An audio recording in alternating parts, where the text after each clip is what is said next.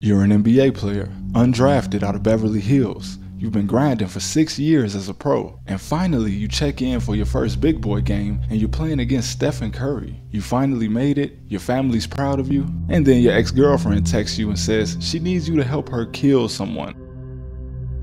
Marina Rogers, a nursing assistant, was reported missing in Las Vegas on December 7, 2023, the same night that her main suspect was in the middle of an NBA G League game. But let's talk about his ex-girlfriend, the one who started everything, Sakari Hardman, a 19-year-old prostitute in Las Vegas, which, if she's 19 and he's 27, when exactly was she his girlfriend? Anyway, Marina had come to Las Vegas only 6 days before she died, but at some point, she agreed to start selling herself alongside this 19-year-old. Now, why a nursing assistant will fly from Washington to Las Vegas to moonlight as a sex worker is unknown. But the police state she came to Las Vegas with an unnamed friend with the intent to do exactly that. And where it gets strange is when two men, one who described himself as Marina's boyfriend, state that the two women got into an altercation on December 1st. You see, after things didn't work out between Sakari and the future NBA player, she started seeing another man, Ayasua, better known as EBK Lil Play, a rapper that was actually buzzing out of Stockton, California, getting millions of views on his music, before being arrested for double murder. And it's alleged that she got picked up by the police and might have said a bit much regarding this case and got him directly implicated. And these two men state that Marina had been telling people that Sakari snitched on her boyfriend and got him locked up. And Sakari didn't approve of this. And a long list of chilling text messages show just how brutal she was willing to get to make this girl stop running her mouth. And apparently, Marina and Sakari got into one more fight in Las Vegas that seems to have sealed her fate.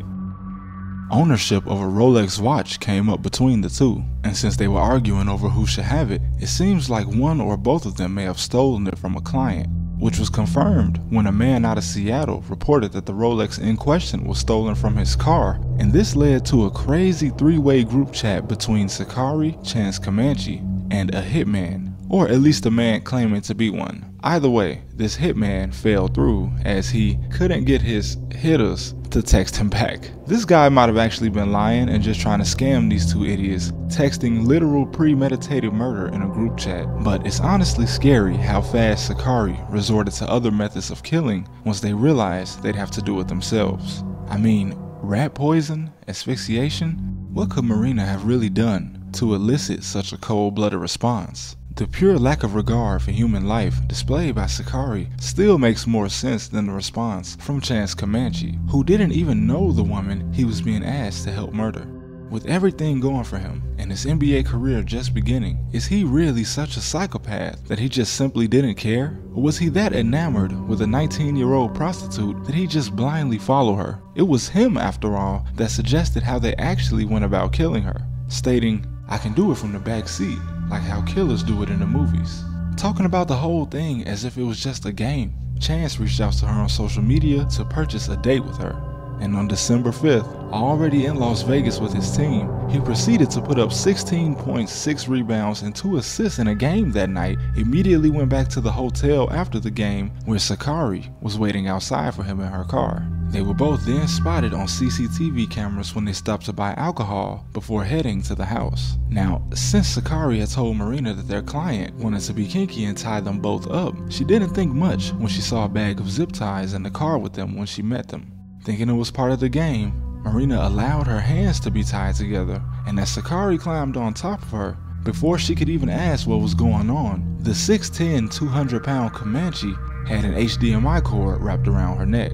Now, interestingly, the police state that Chance actually let go while the victim was still alive and breathing, unable to go through with it.